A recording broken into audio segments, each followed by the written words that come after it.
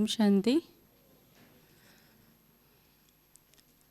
इस साल हमारे पास अंबरनाथ में जो प्रोजेक्ट बनाया गया उसका नाम है कंसंट्रेशन, एकाग्रता। हर क्षेत्र में एकाग्रता की उपयोगिता है ही है, उसके बिना कोई भी कार्य सफल नहीं होता है। तो एकाग्र मन हम सभी करना चाहते हैं, कई विधियाँ भी पता है, लेकिन प्रैक्टिकल कैसे करें, तो ये प्रोजेक्ट बनाया है। बहुत छोटा सा है, आधा घंटे का, जिसमें आपको बताया भी जाएगा। पिछले साल 2 प्रोजेक्ट बनाए थे हमने। उसका नाम था सेल्फ मोटिवेशन और थॉट्स पावर, संकल्प शक्ति और स्वयं प्रेरणा, जो आज आपके सामने विमोचन हुआ किताब का। तो उस किताब में ये तीनों प्रोजेक्ट सम्मिलित है और चित्र के साथ उसकी एक्सप्लेनेशन भी है। आप अपने जगह पर भी इसको कर सकते हैं, स्कूल, कॉलेज, कंपनीज़ में। आपको अगर पीपीटी चाहिए तो सॉफ्ट कॉपी भी मिलेगी, और कुछ ट्रेनिंग भी आप रखना चाहते हैं आपके शहर में, आपके जोन में, तो भी रख सकते हैं। तो मैं पहले स्वयं प्रेरणा जो प्रोजेक्ट था, सेल्फ मोटिवेशन, ये मुंबई में बहुत जगह पे किया गया, तो उसका थोड़ा शॉर्ट में रिपोर्ट सुनाऊंगी। उसके पश्चात संतोष भाई ये एकाग्रता के ऊपर बताएंगे। और ये जो किताब बनी है, ये किताब आप सभी भी खरीद सकते हैं। कल से जब काउंटर लगेगा तो ये किताब मिलेगी। स्वयं प्रेरणा नाम है, लेकिन उसके अंदर 3 प्रोजेक्ट हैं।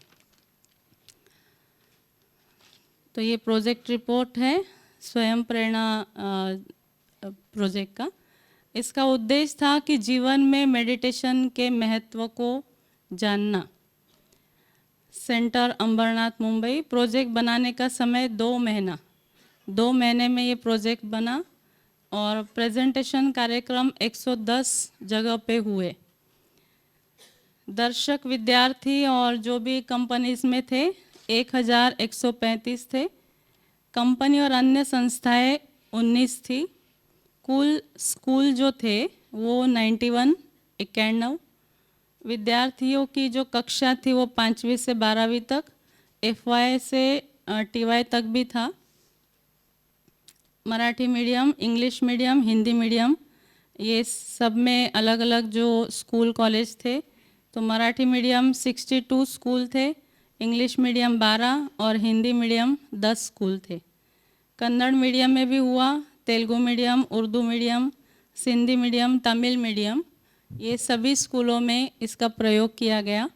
और बहुत सिंपल भाषा में है, आप सभी भी करा सकते हैं।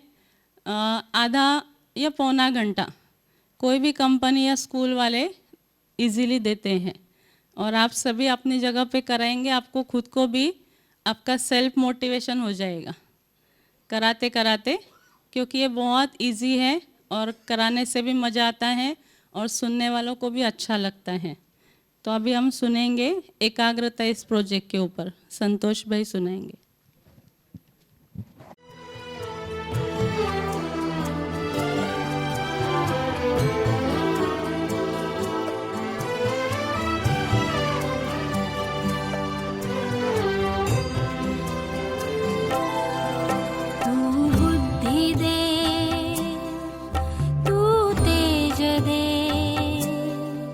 नवचेतना विश्वास दे।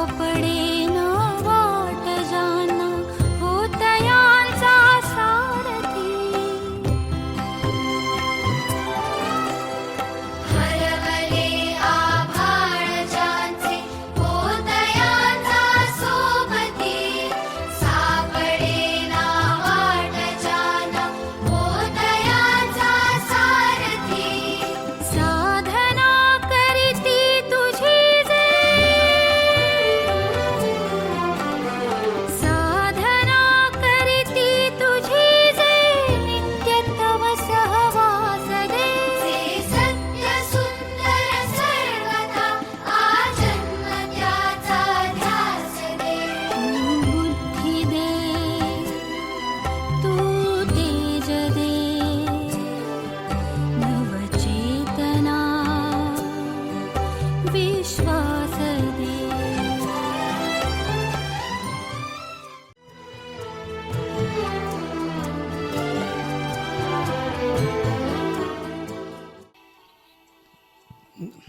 ओम शांति। ये क्लिप थी और अभी जो एकाग्रता नया प्रोजेक्ट बनाया है उसकी शुरुआत है। ये प्रेजेंट कर रहा हूँ आपके सामने। पूरा करना पूरा।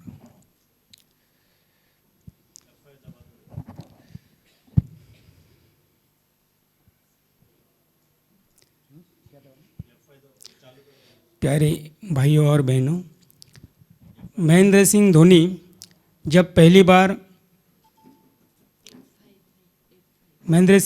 जब अपने करियर की शुरुआत कर रहा था तभी शुरू में ही उसे सरकारी नौकरी मिली। अगर किसी को सरकारी नौकरी मिल जाती है तो व्यक्ति बड़ा खुश हो जाता है। उसे लगता है कि मुझे परमानेंट नौकरी मिल गई, अच्छा पगार है और रिटायर होने के बाद पेंशन भी मिलेगी, तो उसे लगता है कि मेरा सारा करियर पूरा हो गया। मगर धोनी उस नौकरी से खुश नहीं था। उसके मन में एक ही विचार था, वो था क्रिकेट, और उसका संपूर्ण ध्यान जो था वो पूरा क्रिकेट पर ही था। इसकी वजह से क्या हुआ, सदा उसका ध्यान क्रिकेट पर होने की वजह से वो आज क्रिकेट का सबसे बड़ा खिलाड़ी बन गया है। वैसे ही जीवन में जिस बात पर हम अपना ध्यान देंगे, अटेंशन रखेंगे, वो चीज़ हम आगे जाकर पा सकते हैं। तो इसलिए देखेंगे पहला कि क्या है ये ध्यान, अटेंशन। अटेंशन का मतलब है अपना मन सही समय सही जगह पर होना ज़रूरी है। जैसे क्लासरूम में होगा, बच्चा क्लासरूम में होगा तो उसका ध्यान जो है वो शिक्षक पर होना ज़रूरी है। अगर वो अभ्यास करता है तो उसका ध्यान किताब में होना ज़रूरी है। अगर व्यक्ति कोई कार्य कर रहा है तो उसका ध्यान मशीन पर होना ज़रूरी है। अगर हम दर्शक हैं तो अपना ध्यान वक्ता के ऊपर होना चाहिए। अगर हम कुछ ड्राइविंग कर रहे हैं, जब हम ड्राइविंग कर रहे हैं तो हमारा ध्यान स्टीयरिंग पे होना चाहिए। इसका अर्थ ये है कि सही समय सही जगह पर हमारा ध्यान होना ज़रूरी है, नहीं तो कभी कभी हमें वो नुकसानदायी हो सकता है या कभी खतरनाक भी हो सकता है। देखो, एक व्यक्ति किसी प्रोजेक्ट का काम कर रहा था, उसे किसी किताब की ज़रूरत पड़ी तो लाइब्रेरी में गया। लाइब्रेरी में जाके उसने कई किताब देखी, मगर उसे जो विषय की किताब चाहिए थी वो किताब नहीं मिली। फिर वो घर पर आया, बहुत थका था और उसे ऐसा लगा कि जो किताब मुझे चाहिए थी वो तो मुझे मिली नहीं, मेरा वक्त व्यर्थ गया।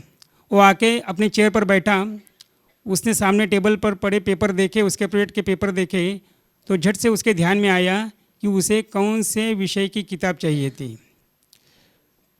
इसका अर्थ यह है कि जहाँ उसको जो चीज़ ध्यान में आनी थी वो वह चीज़ ध्यान में नहीं आई, मगर वो घर पर आया तो वो चीज़ वह उसके ध्यान में आई। इसका मतलब सही समय सही जगह पर वो चीज़ ध्यान में नहीं आ रही है।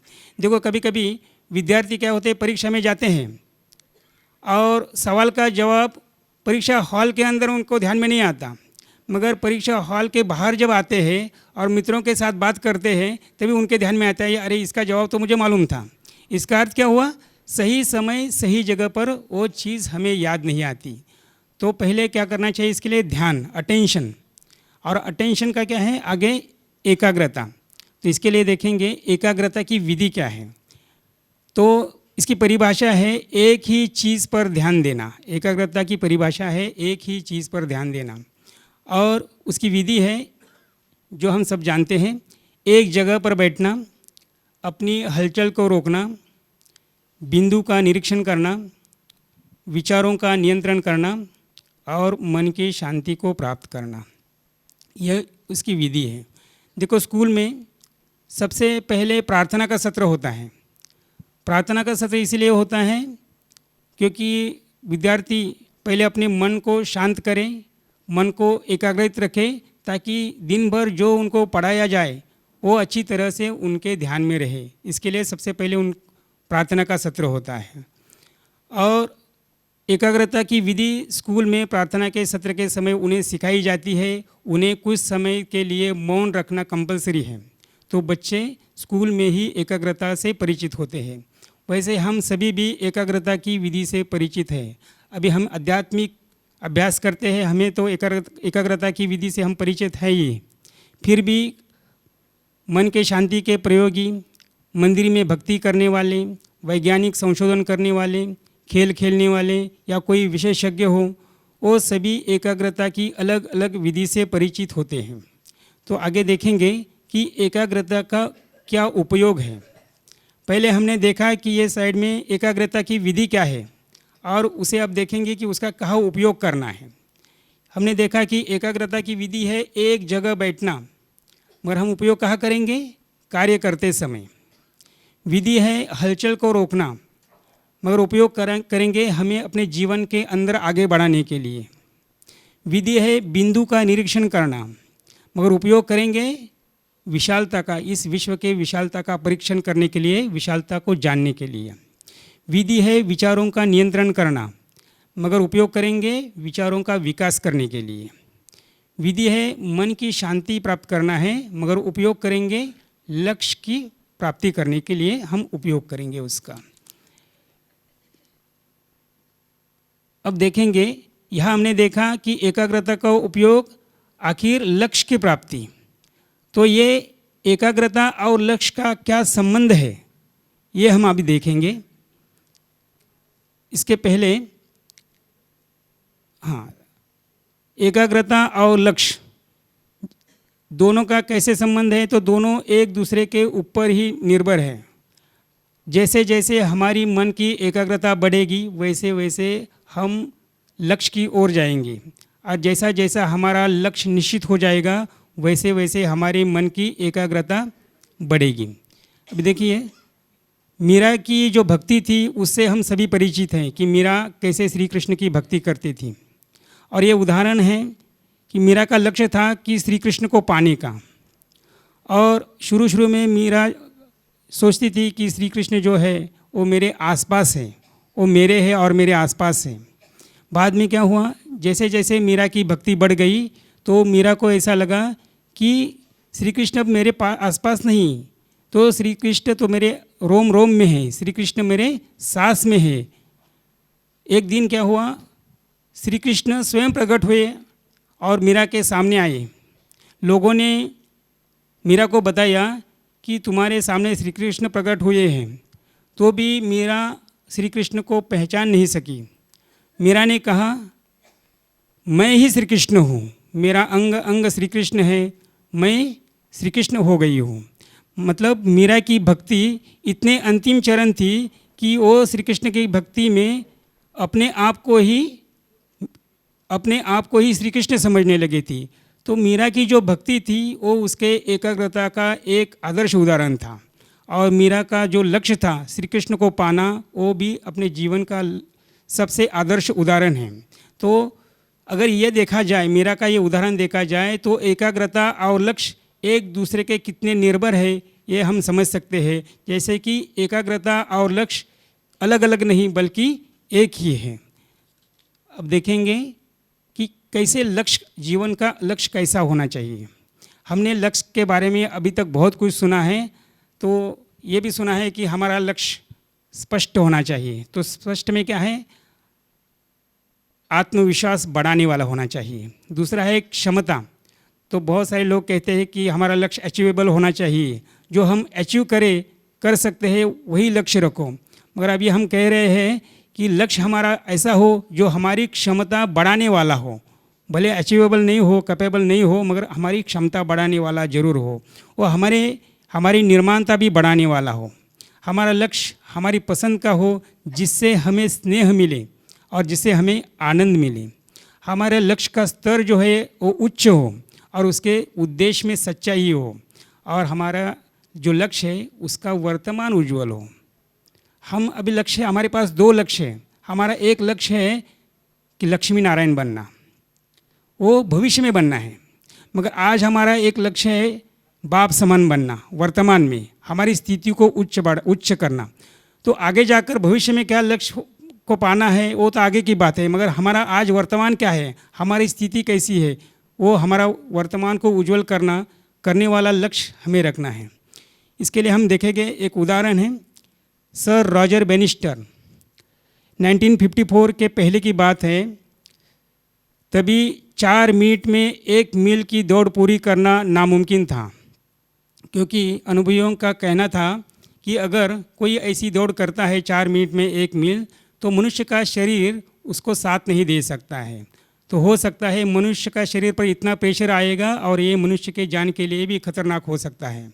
मगर सर रॉजर बेनिस्टर ने ये लक्ष्य नामुमकिन को, इस नामुमकिन चीज़ को मुमकिन करने का एक लक्ष्य लिया, और उन्होंने अपनी मेहनत, अपनी हिम्मत से और अपने अभ्यास से 1954 में 4 मिनट में 1 मील की दौड़ पूरी की और एक विश्व रिकॉर्ड बनाया। देखो, उन्होंने जो लक्ष्य रखा था वो उनकी क्षमता बढ़ाने वाला था। तो हमें भी क्या करना है, हमारा ऐसा लक्ष्य हो जो हमारी क्षमता को बढ़ाए। आगे देखेंगे कि एकाग्रता के लिए कौन सी चीज़ें ज़रूरी है। तो सबसे पहले है स्वयं को जानना। इसमें कुछ अलग बताया है, मैं कौन हूँ और क्या हूँ, दूसरे क्या है और वो कैसे हैं।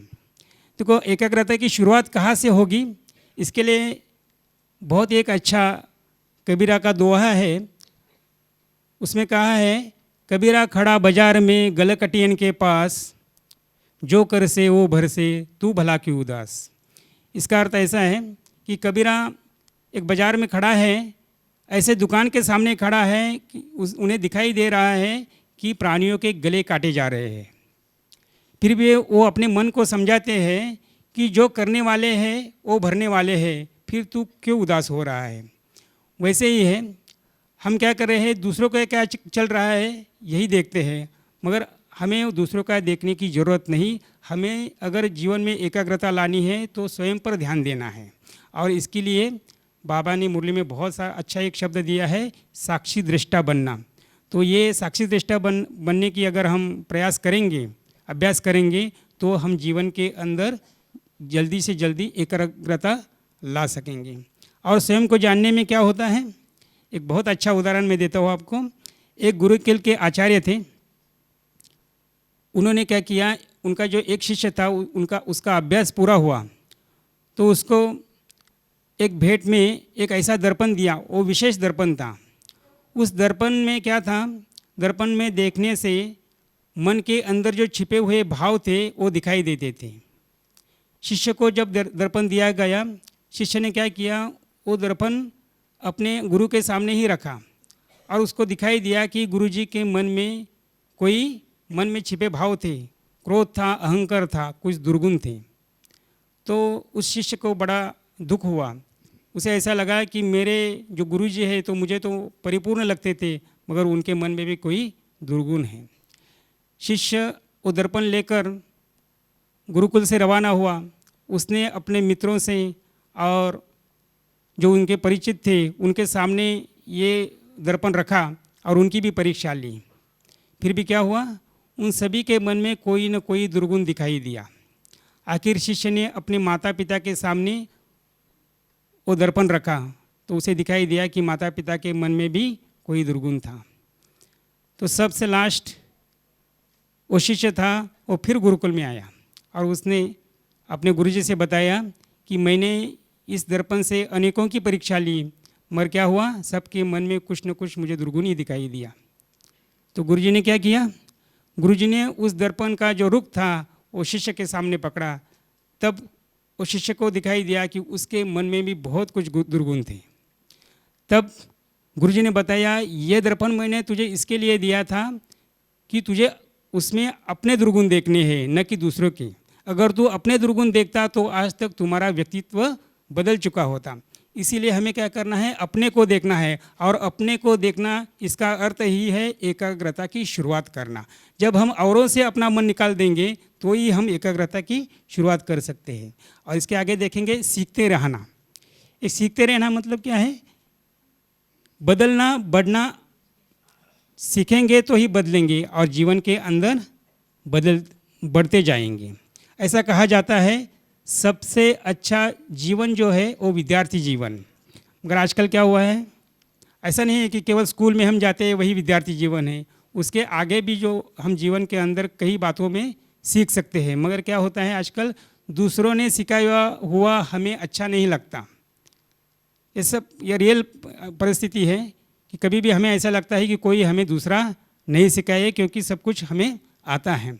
देखो, सदी के सुपरस्टार अमिताभ बच्चन जी है, वो अभी उनका उम्र 70 साल से भी ज़्यादा है, फिर भी अनेक फिल्मों का काम उनके पास है। वो इंडस्ट्री के सबसे व्यस्त कलाकार है। तो उनका एक विशेष गुण है कि उनके सामने अगर आज उनके सामने 30 साल का डायरेक्टर है, फिर भी वो 30 साल के डायरेक्टर से जो वैसा कहता है वैसा ही वो सीन सीखते हैं और वैसा उसके अनुसार ही करते हैं, क्योंकि वो कहते हैं, अमिताभ बच्चन जी कहते हैं कि मुझे जीवन में अभी तक बहुत कुछ सीखना है, और उनके सीखने के गुण से ही वो आज इतने बड़े और महान बन गए हैं। तो हमें भी क्या करना है, जीवन में आखिर तक सीखते रहना है, और सीखेंगे तो ही जीवन में कुछ पा सकेंगे। सीखने के बाद है अभ्यास करना। कहते हैं अभ्यास ही मनुष्य को परिपूर्ण बनाता है। तो अगर जीवन में हमें परिपूर्ण बनना है तो सदा अभ्यास करते रहना है, और अभ्यास भी नियमित और सही मात्रा में होना चाहिए। यह एक बहुत अच्छा उदाहरण है। गांव का एक पुराना खेल है, उस खेल में ऐसा है, आज के जो वेट लिफ्टिंग का खेल है वैसे ही है, और पहले उसमें क्या होता था, मैदान के अंदर बैल को उठाना पड़ता है। पहलवान क्या करते हैं, मैदान में बैल को उठाते हैं, मगर कैसे उठाते हैं, उसका प्रैक्टिस, उसका अभ्यास वो कहाँ करते हैं। बैल जब बछड़ा होता है, छोटा होता है, तभी उसको गौशाला में जाकर उन्हें उठाने का प्रैक्टिस करते हैं वो पहलवान। और बाद में क्या होता है, रोज़ प्रैक्टिस होने की वजह से वो बैल को मैदान में उठा सकते हैं। उसमें मराठी में एक बहुत अच्छी कहावत है, मैदानात बैल उचलायचा असेल तर गोट्यात वासरं उचलावी लागतील। इसका मतलब मैदान में अगर बैल उठाना है तो गौशाला में उसका बछड़ा उठाना होगा। इसका मतलब अगर हमें कुछ बड़ा जीवन के अंदर करना है तो उसकी शुरुआत, उसका प्रैक्टिस छोटी छोटी चीज़ से करना होगा। मगर हम क्या करते हैं, छोटी छोटी चीज़ में नहीं जाते, बड़ा करना चाहते हैं। तो आज से हम क्या करेंगे, छोटी छोटी चीज़ का सदा अभ्यास करते रहेंगे तो ज़रूर हम आगे बड़ा कार्य कर सकेंगे। ये सारे एकाग्रता के पॉइंट्स हैं। आगे है अनुभव करना। ऐसे कहा जाता है सबसे अच्छा शिक्षक अनुभव है। मनुष्य का सबसे अच्छा शिक्षक अनुभव है। तो अनुभव से क्या है, गलतियों से सीखना है। गलतियों से सीखेंगे और उसके अंदर सुधार करेंगे। मगर बहुत बार ऐसा होता है कि कोई कार्य करना हम सोचते हैं कि ये कार्य करेंगे, मगर बाद में हमें लगता है नहीं, ये ऐसा नहीं हो सकता, उसमें नुकसान हो सकता है, और कार्य शुरू ही नहीं करते। अगर हम कार्य शुरू ही नहीं करेंगे तो अनुभव कैसा लेंगे। दूसरी एक बात है कि लोग कार्य करना शुरू कर देते हैं और आधे में ही उसको रोक देते हैं। उन्हें ऐसा लगता है कि आगे जाकर हम कर नहीं सकेंगे। अगर हम आधे में ही रोकेंगे तो भी वो अनुभव नहीं होगा। जब तक कोई भी कार्य हम पूरा नहीं करते तब तक हम अनुभव नहीं ले सकते। देखो, सुप्रसिद्ध वैज्ञानिक थॉमस अल्वा एडिसन जब बिजली के बल्ब का संशोधन कर रहे थे तो लगभग 1000 प्रयोग फेल हो गए, विफल हो गए।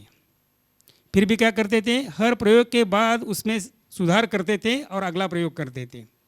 और लगभग 1000 प्रयोग के बाद क्या हुआ, उनका प्रयोग सफल हुआ। तब उन्हें पूछा गया कि इसके पहले जो आपने लगभग 1000 प्रयोग किए वो आपका व्यर्थ गए क्या। तो उन्होंने कहा बिल्कुल वैसा नहीं हुआ, क्योंकि मुझे उन 1000 प्रयोग का अनुभव मिला और कौन से फॉर्मूले से बिजली का बल्ब जलता नहीं, इसके 1000 फॉर्मूले मुझे मिले। इसका अर्थ है अनुभव। तो हर बात में क्या होता है, गलती होगी तो भी चलेगा, क्योंकि उसमें क्या मिलता है, हमें अनुभव मिलता है। तो हमें जरूर जीवन के अंदर अनुभव की प्राप्ति करना है। और बाद में है समर्पित बनना।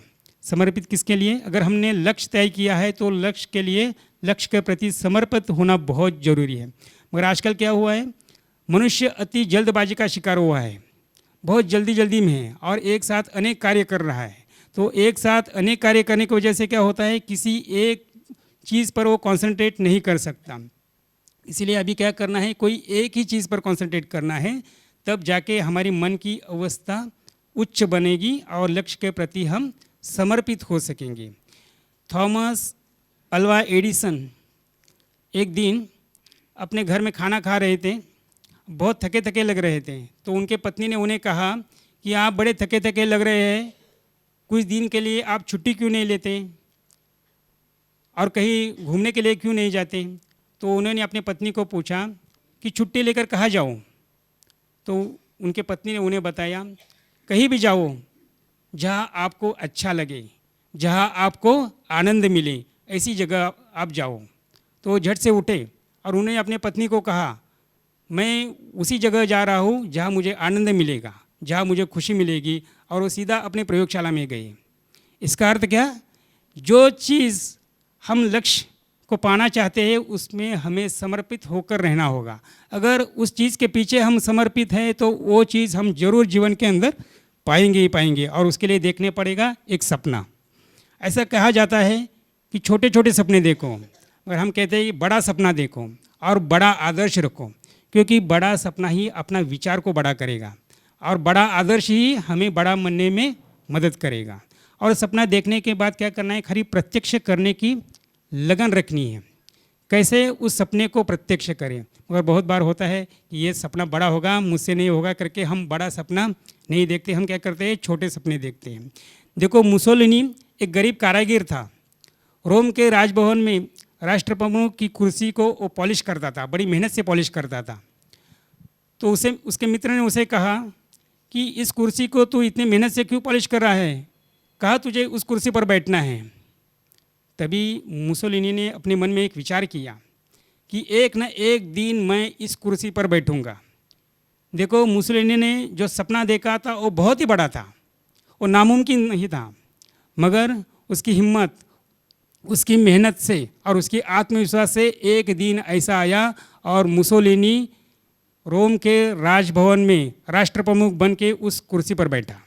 मगर इसका अर्थ यह है कि हम कितना भी बड़ा सपना देख सकते हैं और उसको प्रत्यक्ष करने की लगन में रह सकते हैं। तो आज से हम क्या करेंगे, बड़े से बड़ा सपना देखेंगे, कोई भी छोटा सपना नहीं देखेंगे। अगर सपना हमारा पूरा नहीं होगा तो भी चलेगा, हम जरूर बड़ा ही सपना देखेंगे और वो बड़ा सपना पूरा करने के लिए हम अपनी क्षमता को बढ़ाएंगे और उसके लिए हम अपना जीवन का पूरा विचार है, मंथन है, वो एकाग्र करेंगे। और ऐसे बड़े सपने के बारे में, क्योंकि आज इतिहास साक्षी है, जिन्होंने भी बड़े सपने देखे हैं उनके सपने जरूर पूरे हुए हैं।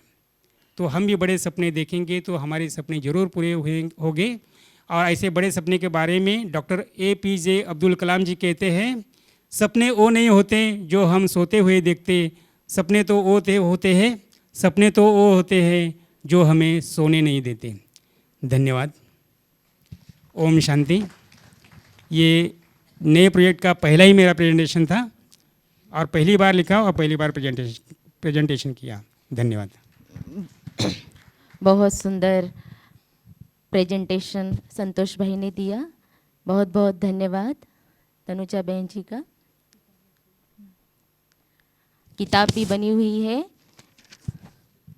संतोष भाई आप सबको दिखा रहे हैं किताब का नाम है, किताब का नाम है स्वयं प्रेरणा। और इसके अंदर 3 प्रोजेक्ट है, सेल्फ मोटिवेशन, स्वयं प्रेरणा, संकल्प शक्ति और ये जो मैंने अभी आपको बताया एकाग्रता। अभी मैं ठीक से नहीं बता सका, मगर आप इस किताब में डिटेल्स में पढ़ सकते हैं उसको और आप इससे अच्छा प्रेजेंटेशन कर सकते हैं। धन्यवाद। बहुत बहुत धन्यवाद। अभी नेक्स्ट प्रेजेंटेशन के लिए हमारे बीच में आ रही है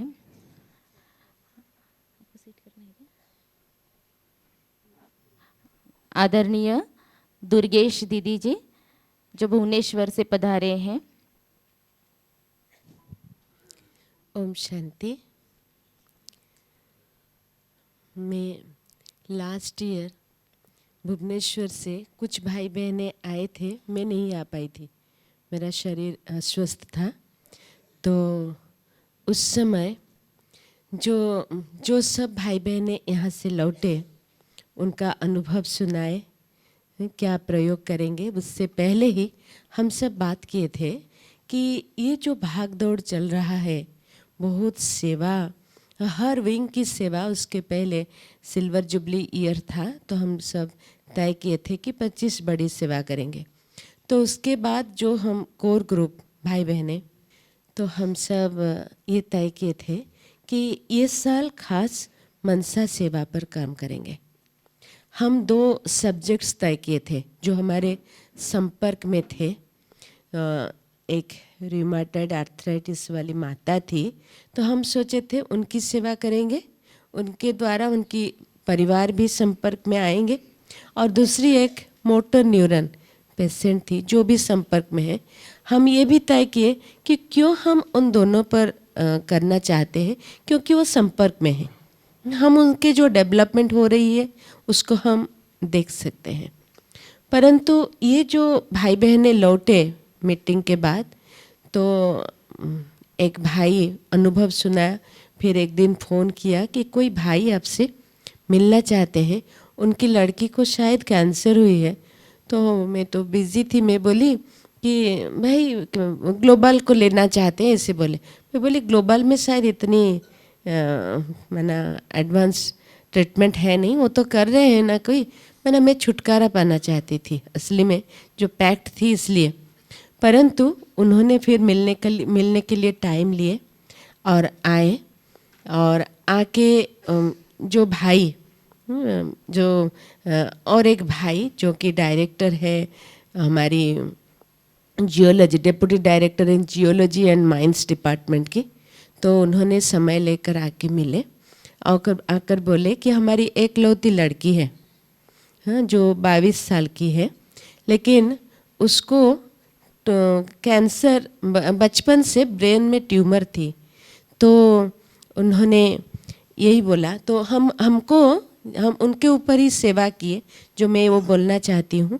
और उसके बाद जो स्पार्क एक्टिविटीज़ हुआ उसके बारे में भी बोलूँगी, लेकिन हम 6 महीना इसके ऊपर प्रयोग किए। तो उस भाई ने आकर हमें उनके बारे में बताया कि जो वो बचपन में, मैंने वो जब 9 साल की थी 2005 में उनको ब्रेन में कैंसर हुआ, तो it was operated. Then again 2006 में उसमें उनको हुआ, फिर वही जगह में ट्यूमर निकला, तो फिर it was operated in Vizag. फिर 2008 में उसी जगह ब्रेन ट्यूमर आया, तो उसको भी ऑपरेट किया, लेकिन सेकेंड टाइम ये पता चला इट वाज मैलिग्नेंट, तो उसको केमोथेरेपी और रेडिएशन आदि रहा। तो 2008 की ऑपरेशन बाद वो पूरा नॉर्मल थी, लेकिन 2016 फरवरी में उनको पता चला कि वो कुछ ब्रेन स्टेम में ट्यूमर है। So it was a case of tumour in 4th ventricle of brain stem. तो इसको तो और ऑपरेशन करने की डॉक्टर बताया कि इसको और हम छू नहीं सकते हैं, there is no remedy for it. And what is the condition, patient की क्या हाल है, तो उन्होंने बताया कि अब सबको उनके सामने ही डॉक्टर बोल दिए, तो उनको पता है कि she is waiting for death. तो घर में यही हाल है कि हरदम महामृत्युंजय मंत्र चल रहा है। वो सब साई आश्रम की, साई बाबा के आश्रम से वो सब कनेक्टेड है वो परिवार। तो हरदम बाबा की, साई बाबा की भजन चल रहा है, महामृत्युंजय मंत्र चल रहा है। तो जो उसने जब हमको बताए, तो हम उनको पूछे कि आप वो बच्ची को यहाँ ला सकते हो? बोले it will be very difficult, वो लाना तकलीफ़ है। तो हम जा सकते हैं? तो उन्होंने मुझे, it was in March 28 of 2016, तो हम उनके पास गए और जो देखे उस समय वो जो बीमारी है according to the medical science is astrocytoma grade 1 malignant. तो उसके बाद शी वाज डिप्रेस्ड। एक साइड जब 2016 में वो डिटेक्ट हुआ, वो पैरालाइज्ड हुई नहीं थी, लेकिन उसके बाद पैरालाइज्ड हो गई थी। और उसको हम सब मिले तो शी वाज डिप्रेस्ड, पैरालिटिक हो गई थी, खाना नहीं खा पा रही थी और सो भी नहीं पा रही थी। तो और वो वेट कर रही थी, क्योंकि उस पहले 3 बार जो ऑपरेशन हुआ उसको वो बचपना थी तो इतनी महसूस नहीं की थी। एंड वो बोली कि मुझे मैंने जैसे मृत्यु के इंतज़ार में है और डिप्रेस्ड है, तो हम सब बात किए। तो मैं श्रीकांत भाई को जिस दिन भाई जी उनके पिताजी मुझसे बात किए, तो मैं श्रीकांत भाई से बात की। तो जैसे हम सब पहले से ही तय किए थे कि मनसा सेवा के ऊपर करेंगे, तो उन्होंने बताया कि खुद को, जैसे आप सब मनसा सेवा के लिए करना चाहते हो, तो प्यूरिटी, पावर एंड पीस की वाइब्रेशन जैसे खुद ऊपर जाके बाबा से लेकर फिर उसको सकाश देना, और धीरे धीरे तो इसी प्रोसेस से हम उनके साथ जो गए, उनसे मिलने से फिर धीरे धीरे उनमें तो हमारे जो टीम है भाई बहनों के साथ मिलकर हम ये प्रयोग शुरू किए।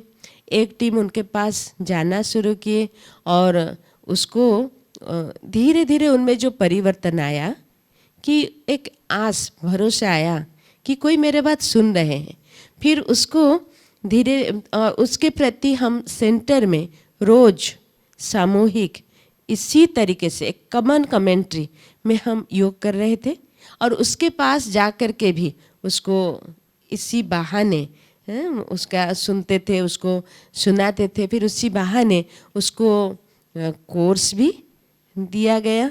कोर्स के बाद ये कमेंट्री के साथ उसके साथ भी हम योग करा रहे थे। और उससे क्या हुआ, जब परिवार में और उसमें भी बड़ी हिम्मत आ गई। जो इतनी, और जो भाई बहन हमारे साथ जाते थे उसको फिजियोथेरेपी भी करा रहे थे। And she had kept the date कि by 4 June I should be all right. तो उसी बहाने भाई बहनें उसको एक्सरसाइज करा रहे थे और मेडिटेशन भी हम किए। कोर्स भी करने के बाद मुरली सुनना शुरू की। फिर धीरे धीरे क्लास आना शुरू की। She was not able to walk, but जो भाई बहन उनके पिताजी की सहारे से वो रोज़ क्लास आई। क्लास में मेडिटेशन भी की और मेडिटेशन करने लगी। और क्लास के बाद हमारा एक्सरसाइज होता है, फिजिकल एक्सरसाइज, उसमें भी पार्टिसिपेट करने लगी। तो उसमें एक मैंने वो चेंजेस आने लगी। जिस दिन पहले हम सब गए थे उसी दिन उसकी रिपोर्ट ये थी कि वो सो सकी, उसको नींद अच्छी आई। और तब से लेकर she had a continuous sound sleep, उसको नींद में और कभी तकलीफ नहीं हुई। फिर एक भोग के लिए जो भोग लगाने की विधि भी पता चला, तो उनके घर में हम बीच में 21 दिन भोग लगाए और सेंटर में भी आएगी तो ज़रूर भोग खाएगी। तो फिर धीरे धीरे वो बोलने लगी कि अभी पहले, क्योंकि ये जो बोलते हैं कि ब्रेन स्टेम की ट्यूमर होने से it affects the digestive track and respiratory tract, तो वो उसका खाना नहीं निकलता था। तो धीरे धीरे भोग में भी वो बोल सकती थी, अब इस गुरुवार ये भोग बनाना, हाँ, और आज धीरे धीरे बोलती थी कि अभी ये निकलती है। उसके बाद उसमें जो कलाएँ है वो बहुत मैंने आर्टिस्टिक थी, सिंगर थी, गीत गाई। और वो कैशियो भी भाई बहने प्रेरणा देते थे, अभी कैशियो हमको भी सिखाओ, तो सीखती थी, सिखाती थी। और क्लास में भी उसकी परफॉर्मेंस देने लगी। उसकी बर्थडे हम ऐसे 4 जून को उसकी बर्थडे थी, तो इसीलिए वो चाहती थी कि आई should be all right by that day. तो इसीलिए तो 4 जून को हम बर्थडे, लेकिन क्यों, कैसे बर्थडे, वो बोली थी हम लास्ट ईयर बर्थडे में एक अनाथ आश्रम में गए थे।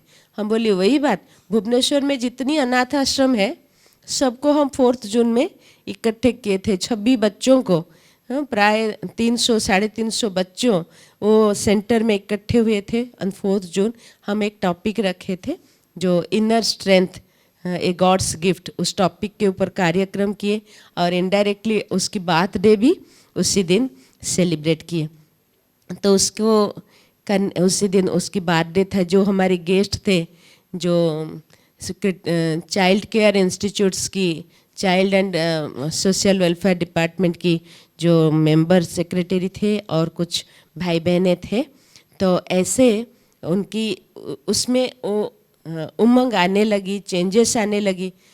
डॉक्टर अभी कन्फ्यूजन में पड़े, शायद वो ब्रेन स्टेम में ट्यूमर है नहीं, वो ट्रीटमेंट में। लेकिन 25 जून को वो ओवर एंथुजियास्टिकली सेंटर से घर लौटी और गिर गई। तो उसमें उसकी ब्रेन में फिर क्लॉट आ गया। तो कुछ दिन हॉस्पिटलाइज हुई। From 25th June she was hospitalised and she was in ICU for 10 days।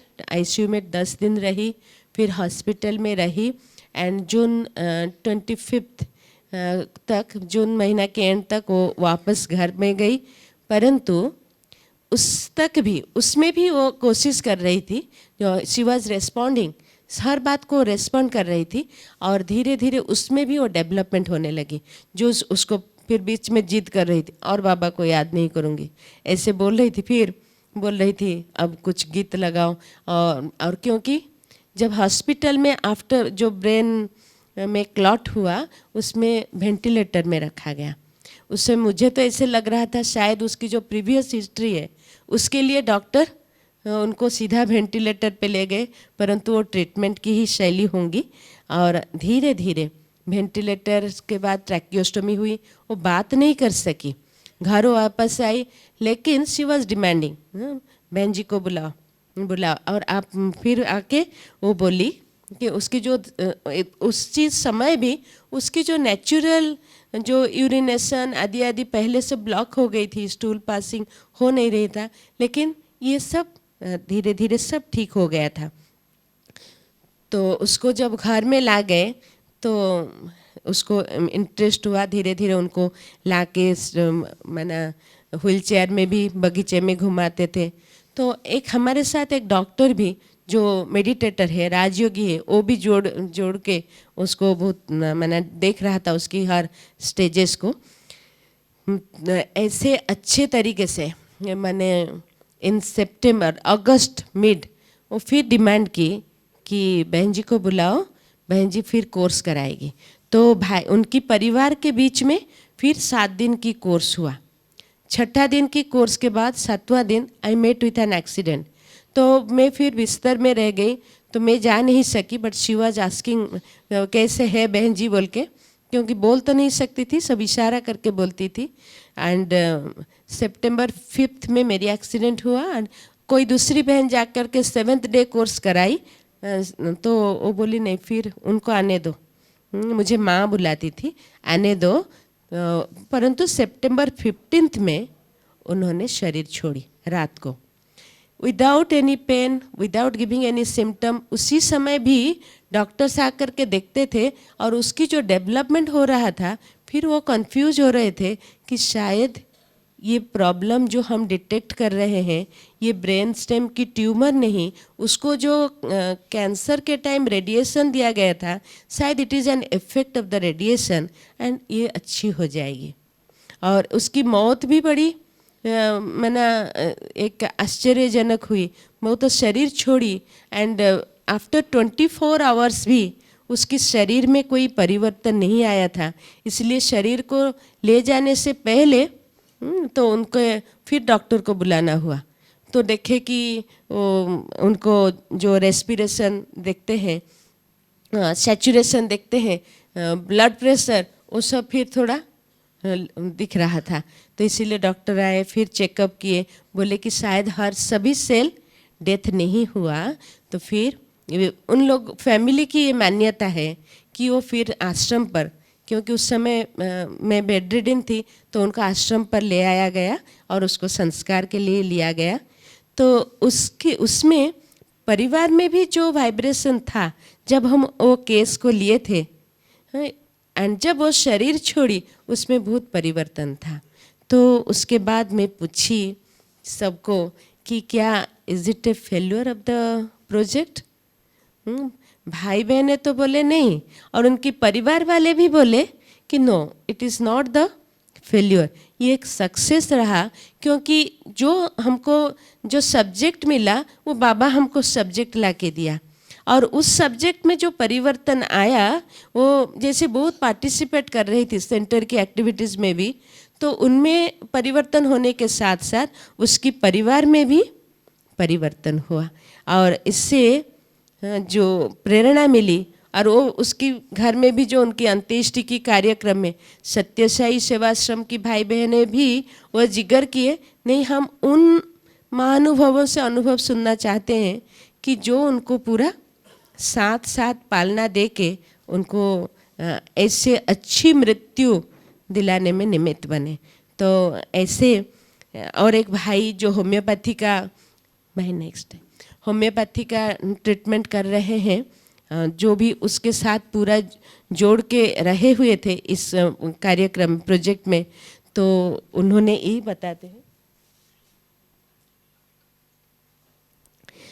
तो उसमें यही पता चला कि अभी बहुत सारी केसेस ऐसे आता है, तो सब में ये तो सबके पास तो आता है ब्रह्मा कुमारी सेंटर में, लेकिन ये हिम्मत आ गई है कि हमको कंटिन्यूअसली एक स्वरूप में एक कमेंट्री के आधार से, सामूहिक योग के आधार से यही माना परिवर्तन हो सकता है, हम परिवर्तन ला सकते हैं। तो जो स्पार्क एक्टिविटीज़ के बारे में हम हर महीना के फर्स्ट रविवार हम बैठते हैं, लास्ट महीना जो किए हैं उसको इवैल्यूएट करते हैं और उसके बाद जो आगे करेंगे उसके लिए चेकआउट करते हैं।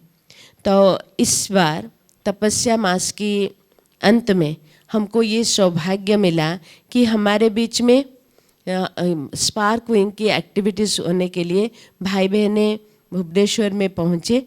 तो 27 जनवरी को हम एक भट्टी किए थे, service through mind the need of the hour, मनसा सेवा जो ये समय की आवश्यकता है। तो इसमें बहुत भाई बहनें शामिल थे, काफ़ी प्राय 400 भाई बहनें, और उसमें खास करके बीके बालाकिशोर भाई हैदराबाद का, मुकुल भाई पुणे की और रंजनी बहन चेन्नई के, वो सब पहुँचे थे और बहुत अच्छे तरीके से ये प्रोग्राम भट्टी से सबको लाभ मिला। तपस्या महीना की जो जनवरी मास के अंत में ये रहा, और एक सेवा कार्यक्रम था, पब्लिक प्रोग्राम था। उसी बहाने सेंटर में on 26 June create spiritual space in life, प्राय 300 भाई बहनें इंटेलेक्चुअल्स जो इसमें पार्टिसिपेट किए थे, जो स्पिरिचुअल स्पेस की एक गहन अनुभूति करने को भाई बहनों को सौभाग्य मिला था।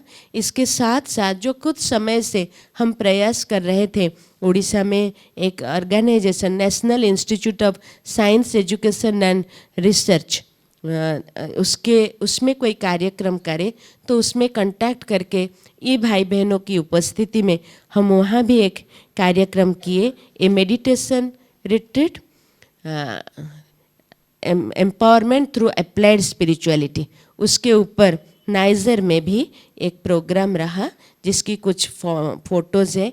ऊपर में जो फ़ोटो है वो हमारी सेवा केंद्र में जो create spiritual space in life, जिसमें एम्स की एडिशनल मेडिकल सुपरिटेंडेंट थे डॉक्टर साहू जी, और registrar of niger doctor AK नायक, अभय कुमार नायक भाई जी हमारी मुख्य अतिथि रूप में थे। और नीचे बाएं तरफ में जो है उसमें वो नाइजर में डायरेक्टर एंड रजिस्ट्रार के उपस्थिति में उसकी उद्घाटन हो रही है। और नीचे और दूसरी जो फ़ोटो है 27 जनवरी को जो भट्टी हुई थी उसकी फ़ोटो है। बहुत बहुत धन्यवाद हमको सहयोग दिए इस सेवा समाचार सुनाने में। ओम शांति।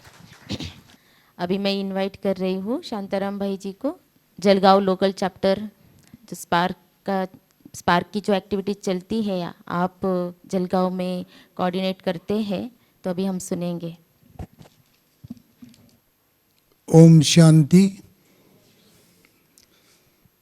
जलगांव लोकल चैप्टर के हम 18 साल से आदरणीय रमेश भाई जी ने हमको लोकल चैप्टर परमिशन दी है। 18 साल में 18 प्रोजेक्ट्स हमने किए, अभी टाइम नहीं उतना बताने को। As like disaster management, angelic lifestyle, bodiless stage, हर हीलिंग, अभी क्या बताओ, हर साल हम अलग अलग प्रोजेक्ट लेते हैं।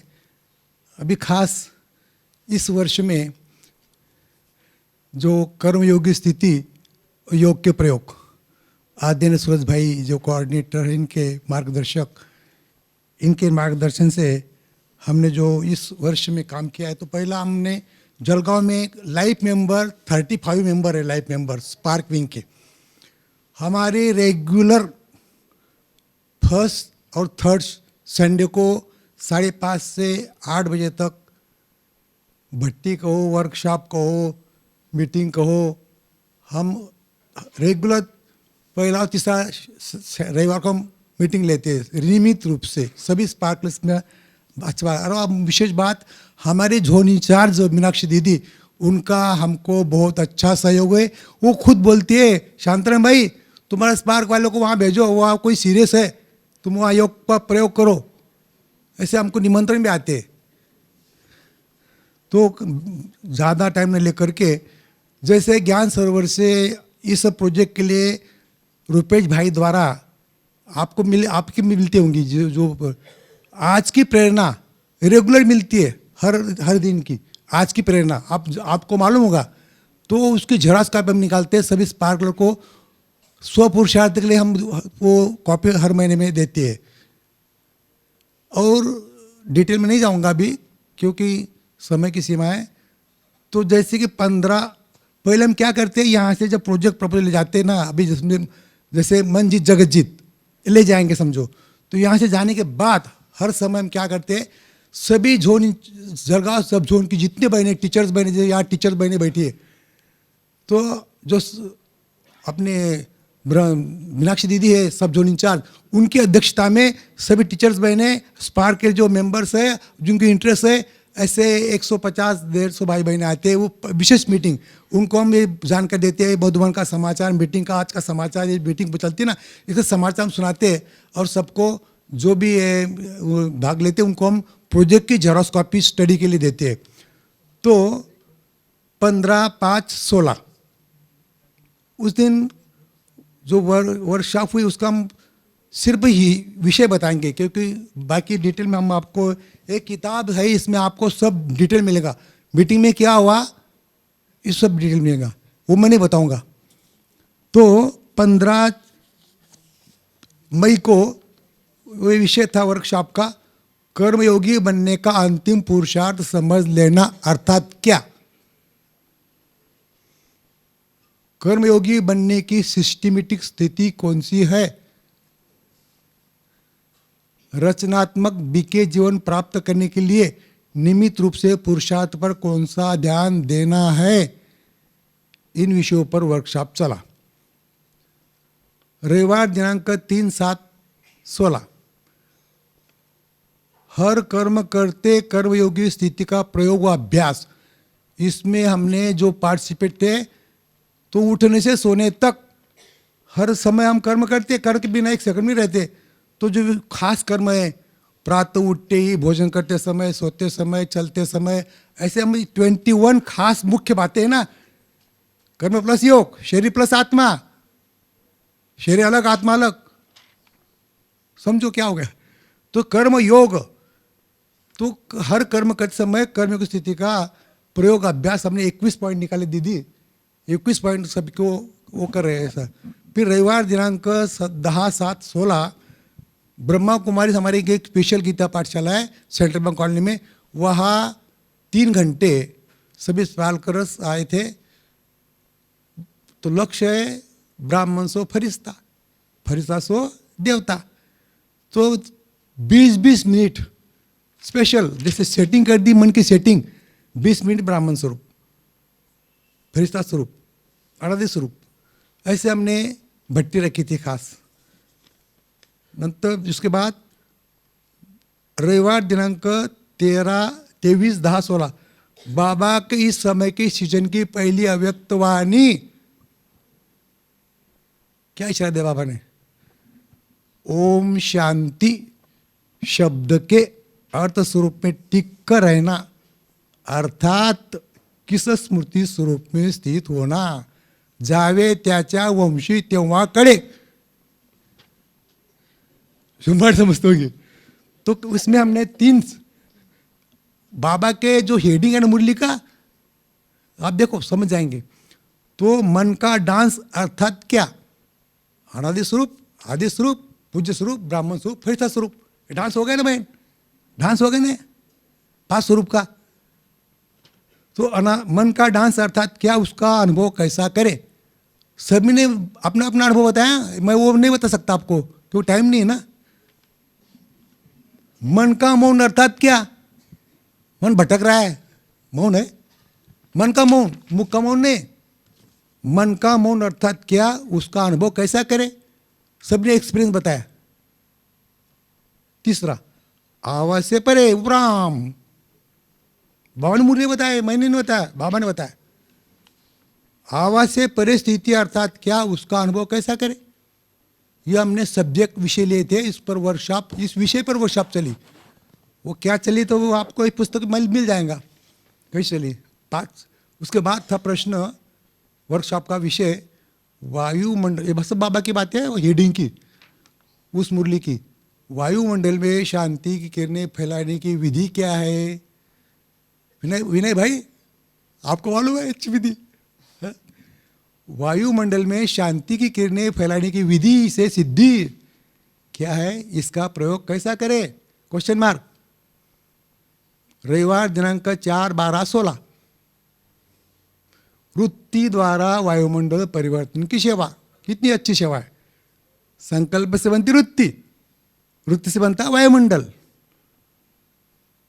तो पहला विषय था वृत्ति कैसी बनती है, मैंने आपको बता दिया, आपको मालूम है वृत्ति अर्थात क्या। अभी इसमें हमने निगेटिव पॉजिटिव वृत्तियां 60 निगेटिव वृत्तियां, 60 पॉजिटिव वृत्तियां उसमें मिलेंगे आपको। कौन सी आप समझ जाएंगे। प्रसन्न, हर्षित, ये पॉजिटिव, उदास, नाराज, निगेटिव, ये 60 वृत्तियां निकाले हमने। निगेटिव कौन सी है? हाँ, वृत्ति किस प्रकार की होती है, तमो प्रधान और सत्प्रधान वृत्ति के नाम उदाहरण सहित स्पष्ट करो। उसके बाद जो आत्मा अपनी श्रेष्ठ वृत्ति में स्थित रहती है, जो आत्मा अपनी श्रेष्ठ वृत्ति में स्थित रहती है, उनकी निशानी क्या होगी बताओ आप। 4 उसके आगे, वायुमंडल को शुद्ध सत्वप्रधान शक्तिशाली बनाने की विधि कौन सी अपनाएंगे।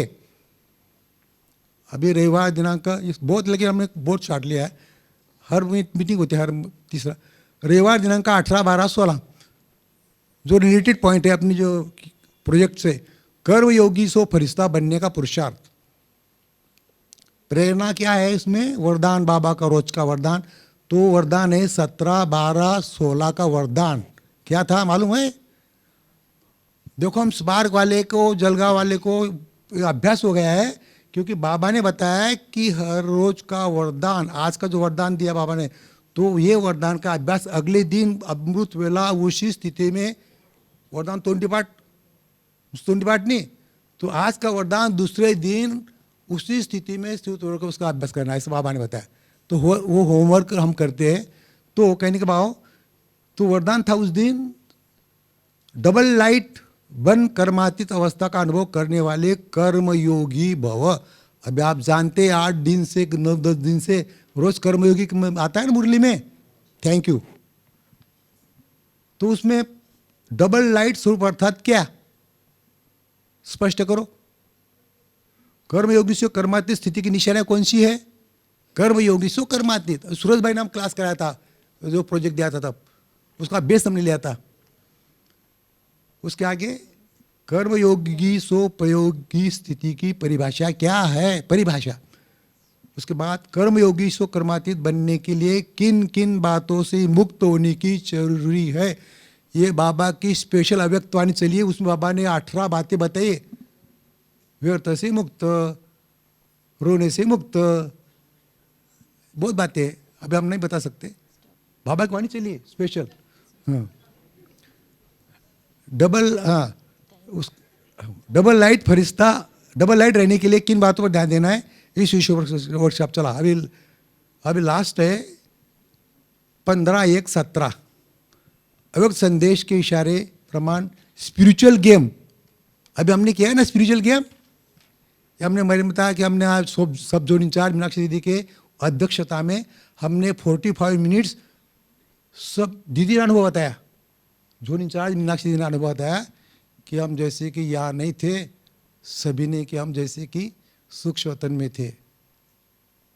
दीदी ने बताया, हमारे दीदी ने, कि टाइम कैसे चला गया हमको मालूम ही नहीं पड़ा। बोले 1 घंटा का चला गया। वो स्पिरिचुअल गेम यहाँ तो बड़ी सभा है इसलिए। और ख़ास बात, आमनिया आमदार नहीं खासदार। खास बात यह है कि प्रोजेक्ट प्रपोजल कर्मयोगी स्थिति और योग के प्रयोग ये आपको मिलेगी। आप स्पार्क ऑफिस में या वहीं रखेंगे। इसमें सब डिटेल में और बाबा के 1969 से आज तक जो इस विषय रिलेटेड महावाक्य है उसका संकलन एक से 187 पॉइंट्स पैराग्राफ कहो इसमें है।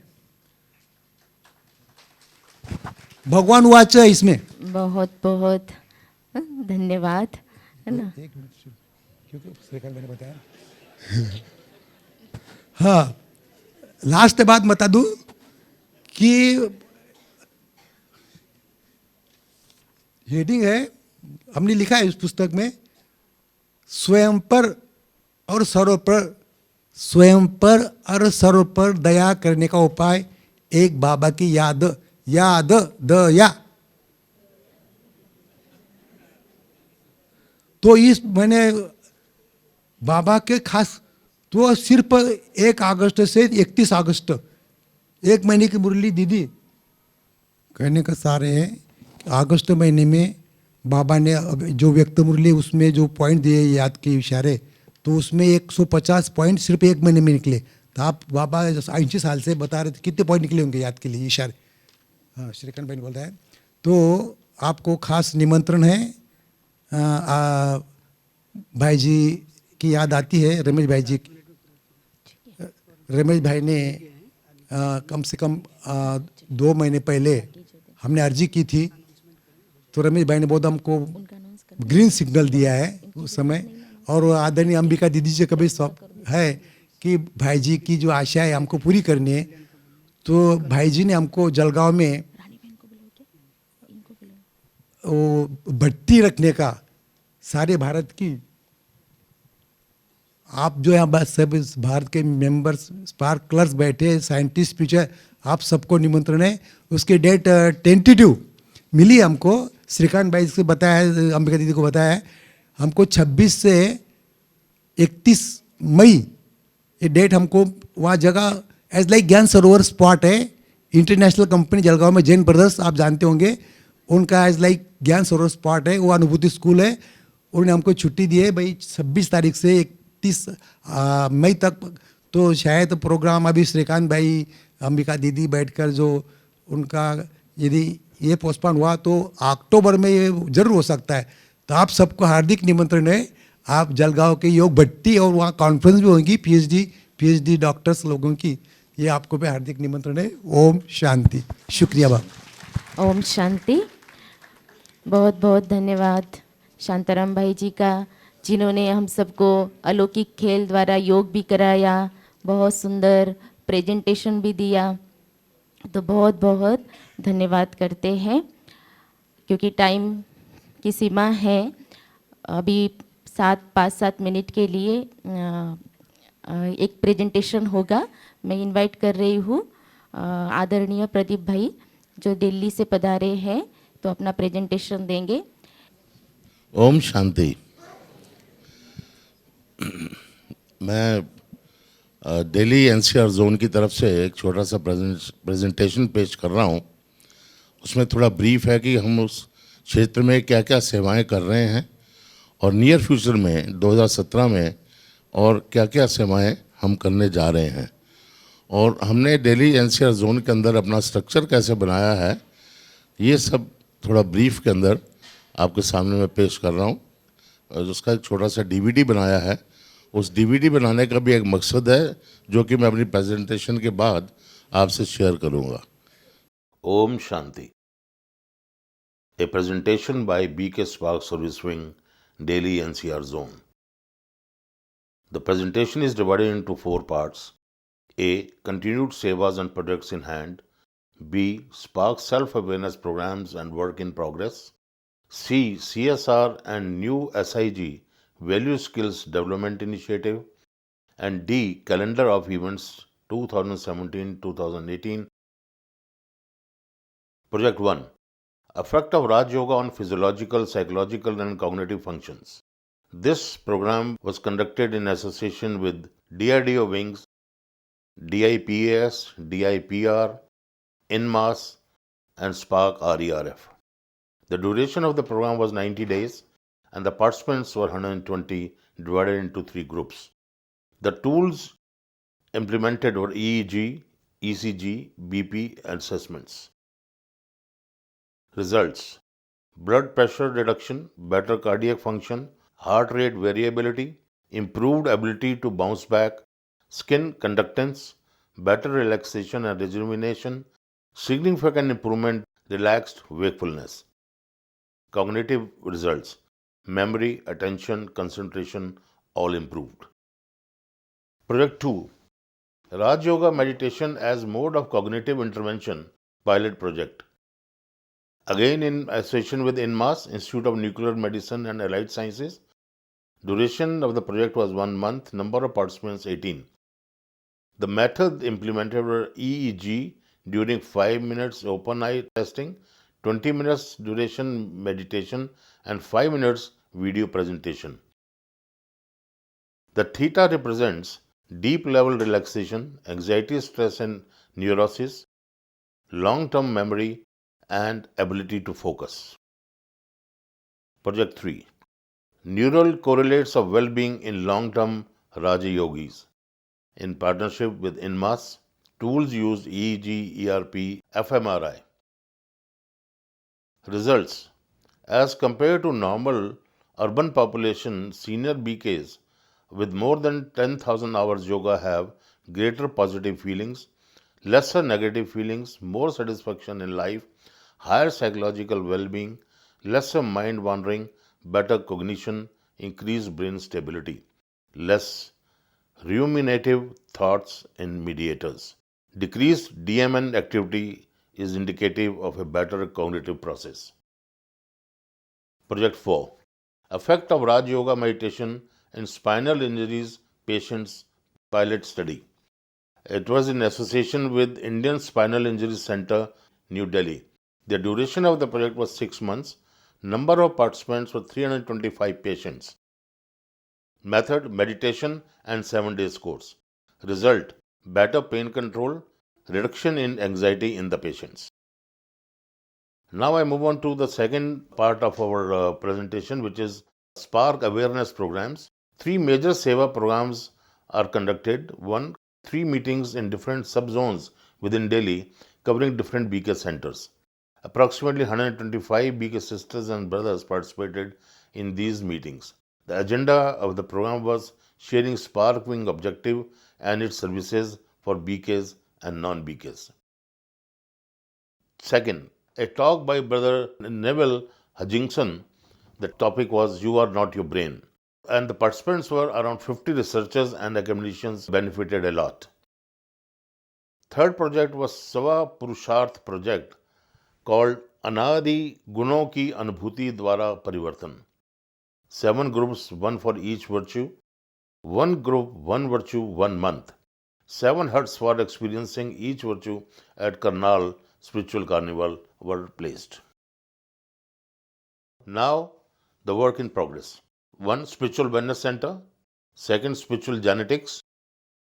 And the third project, which is a research project on BK spiritual scale, is a very innovative and dynamic program being organized by Delhi Sparklers in association with non-BK senior researchers. The theme of the project is BK lifestyle impact on the society. Moving to the third part of our presentation is Spark CSR activities by Delhi Spark team. Spark CSR and SIG BK value-based skills calendar of events 2017-2018. CSR activities planned and submitted for IICA, Ministry of Commerce, Government of India for their approval. CSR training and workshop for BKs March 2017 ORC Manesar, April 2017 Bangalore, May 2017 Bhubaneswar,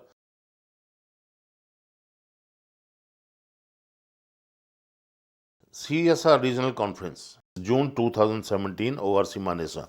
CSR Annual Conference, we plan to have a CSR Annual Conference on the lines of SARC Annual Conference at Gyan Sarovar within the month of September 2017. New initiatives: Spark SIG BK Value Skills Development Programs.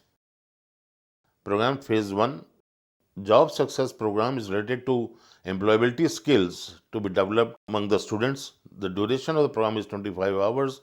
Objective of the program is to develop job approach preparing for selection process for employment. Second program is Youth Self-Expression and Leadership Program, which is a social project-based program, and the duration is 2 months, 75 hours program. There is a demand from the corporates now that the applicant, the candidate, should be able to work in teams and can take on the project-based initiatives of the organization. And the third program is BK Teachers Training on both the programs.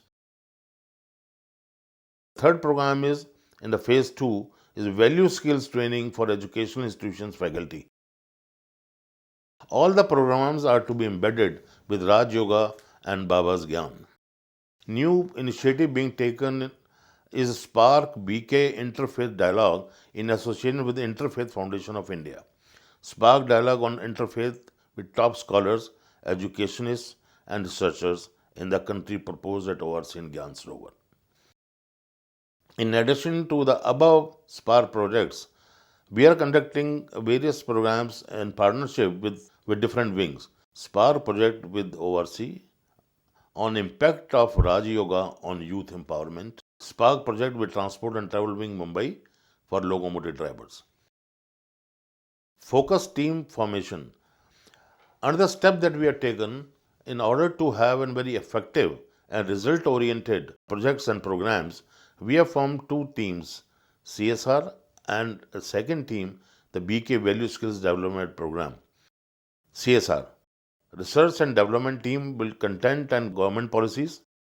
Marketing, company profile CSR policies, concerned persons and BK contacts. Back-end operations, proposals, preparations and reporting. Project execution teams will be formed by the concerned BK centers who wish to execute and implement various CSR programs in their area. BK Value Skills Development Program teams. Program content and R&D and designing. BK Gyan Content Research Team, Marketing, Delivery, Back-end Operations and Teachers Trainers. Dear Divine Sisters and Brothers, all our projects and initiatives are socio-spiritual based, and we very strongly believe in collaborative approach. We invite your valuable suggestions and views on working together with us on various research projects, CSR and value skill projects and initiatives. Dear Divine Brothers and Sisters, with the divine blessings of our beloved Ramesh Bhaiji, Daily Answer Zone teams are performing under the able guidance of Zone Head BK Saroj Didi, well supported by our National Coordinator BK Ambika Didi and Headquarter Coordinator BK Shrikant Bhai, without whose support we would not be where we are today and where we are heading tomorrow.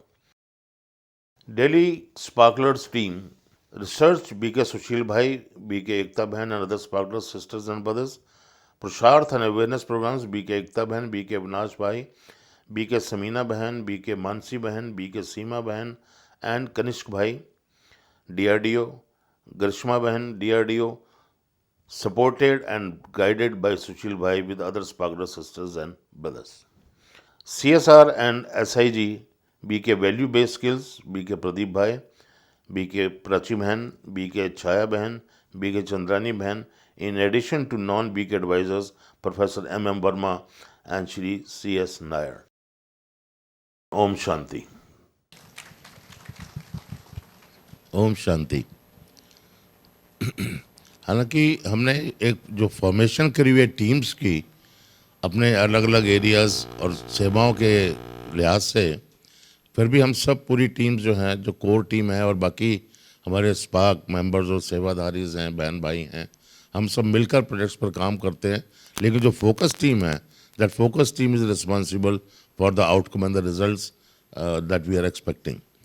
इन सेवाओं के अलावा ये कुछ programmes हैं जो इसमें show में mention नहीं रहे डीवीडी में, ओवरसी भट्टी ऑर्गेनाइज की गई थी मई 16 में। 150 स्पार्कलर्स और 100 non sparklers had participated. Is the first time कि एक रीजनल सर कॉन्फ्रेंस ऑर्गेनाइज की गई थी in the month of November 2016। 450 guest और scientist, researchers and academicians and including international guests were present, which was a great success. और इसमें पहली बार हमने ये किया था कि नॉर्मली क्या होता है कि हम कॉन्फ्रेंस करते हैं लेकिन उसके बाद हम भूल जाते हैं। इनवाइट करने में तो हम लोग बड़े तेज़ हैं, ऑर्गेनाइज करने में बहुत तेज़ हैं। We give best of the love, care and service, but once the guest have gone then we forget and then we look for the next conference. But this time, Delhi Sparklers team, under the guidance of Saroj Didi, had organized a follow-up get-together for the VIP guests whom we had invited. They were invited at our Dwarka Center. And it was an interactive session that took place, including some value-based games based on Baba's Gyan. And they were really so delighted to participate. And they say अब हम इसी परिवार का एक हिस्सा बन गए हैं। That was a great success for us. One project running at center is वृत्ति से वायुमंडल परिवर्तन। एकता बहन उस प्रोग्राम को सुपरवाइज कर रही हैं, जिसके 15 दिन के रिजल्ट अमृत वेला रेगुलर हो गया, मुरली रेगुलर हो गई, पीस ऑफ माइंड जो लोगों को प्राप्त हुआ और होम एनवायरनमेंट में काफ़ी फर्क आया। हार्मनी एंड रिलेशनशिप स्ट्रक्चर मैं आपको बता ही चुका हूँ। Research, CSR, special interest group and events. यहाँ पर मेरी आप सबसे गुजारिश है कि आप भी हमारे साथ जुड़िए। We can have exchange of ideas and support each other. और जो DVD हम आगे बनाने जा रहे हैं, which will include audio video presentation of course, along with that the video clippings. जो सेवाएं हमारे क्षेत्र में कर रहे हैं वो थोड़ी थोड़ी क्लिपिंग्स होंगी। हमने श्रीकांत भाई से बात करी है कि एक अपना जैसे अबाउट स्पार्क जो है, जो पैन इंडिया जो हमारी सेवाएं चल रही हैं, उसकी क्लिपिंग्स और सेवाएं क्या हो रही हैं, जैसे हमारी बहनों ने अभी शेयर किया, कितनी पावरफुल रिजल्ट्स आए हैं और कितनी अच्छी सेवाएं कर रही हैं। क्या वो सिर्फ स्पार्कलर्स या हमारे अपने BK परिवार के लिए नॉलेज के लिए हैं? हमें पूरे दुनिया में इसको फैलाना है। और हम उसको फैला कैसे सकते हैं? Through DVDs, through social media campaigns and other things. We have to go beyond to take this gyan forward. तो उसमें आप सबका हमको साथ चाहिए।